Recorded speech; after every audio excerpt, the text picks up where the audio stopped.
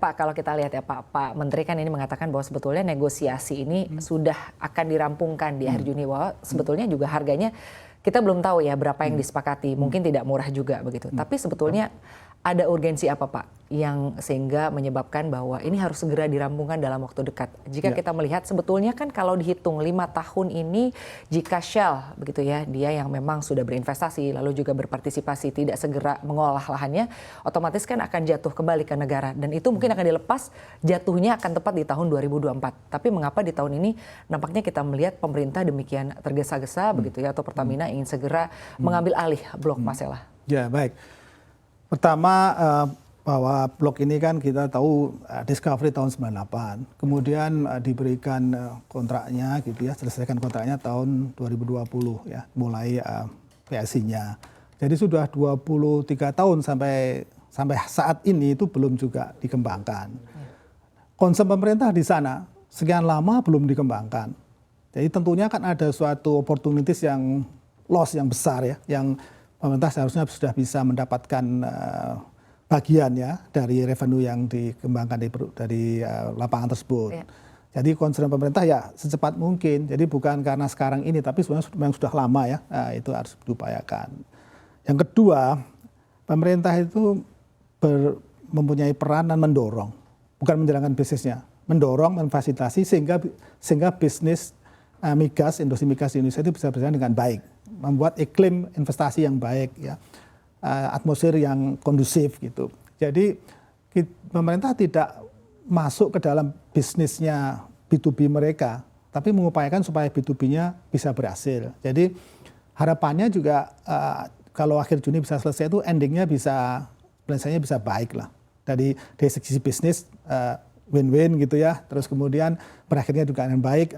Karena kita juga menyadari bahwa Shell juga udah lama di Indonesia, 100 tahun ada. Jadi kalau keluar dari Masela ini dengan baik kan baik juga. Jadi kita mengharapkan baik juga untuk Shell-nya, baik juga untuk pemerintah. Baik, artinya yang diharapkan inilah win-win begitu ya bagi kedua belah pihak, mengingat Shell juga sudah berinvestasi di Indonesia dengan cukup lama begitu ya. Pak, tapi menarik jika kita memperhatikan mengapa sebetulnya atau alasan apa yang mendasari Shell ini tidak kunjung mengolah begitu ya lahan yang memang sudah disepakati atau diperjanjikan sejak awal. Iya, jadi perlu kita sadari bahwa ini bukan lapangan kecil, lapangan besar ya. Jadi kalau kelasnya itu mungkin sebesar Arum dulu. Kalau Arum dulu itu kan Indonesia pernah menjadi LNG exporter ya terbesar di dunia. Jadi bisa dibayangkan sebesar itu. Nah, dulu kan memang awalnya PUD-nya itu tahun 2010 itu disetujui di onshore, di offshore ya. 2010 di offshore. Nah, Shell punya kemampuan, kapabilitas di offshore itu. Nah, tentunya sebagai perusahaan yang punya kapabilitas seperti itu punya preferensi kan. Nah, kemudian harapan itu berkembangkan waktu berpindah ke onshore. Nah, ke onshore mungkin juga karena perbedaan itu ya. Jadi kapabilitasnya dia yang harusnya bisa dikembangkan juga selain pertimbangan ekonomis ya, keekonomian itu memutuskan untuk pergi. Nah, tapi tentunya pemerintah mengharapkan kalau pergi keluar dari Masela ya mencari pengganti. Kan itu suatu etika juga ada ya. Nah, tapi ternyata tidak mudah mencari pengganti karena size-nya juga besar. Nah, pemerintah membantu dan akhirnya akhir-akhir ini ya kalau menurut saya sih progresnya bagus.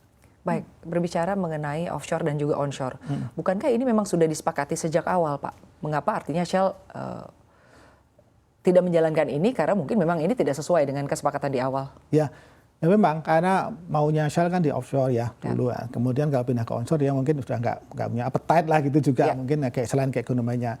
Ya ada punya responsibility lah untuk mencarikan pengganti. Saya kira itu suatu hal yang wajar gitu. Nah kalau tidak ketemu pengganti itu juga suatu hal yang wajar juga mungkin. Karena kondisinya itu tidak mudah juga. Karena tergantung juga harga gas. Kemudian siapa yang berani sebesar itu, risikonya dan sebagainya ini di offshore kan.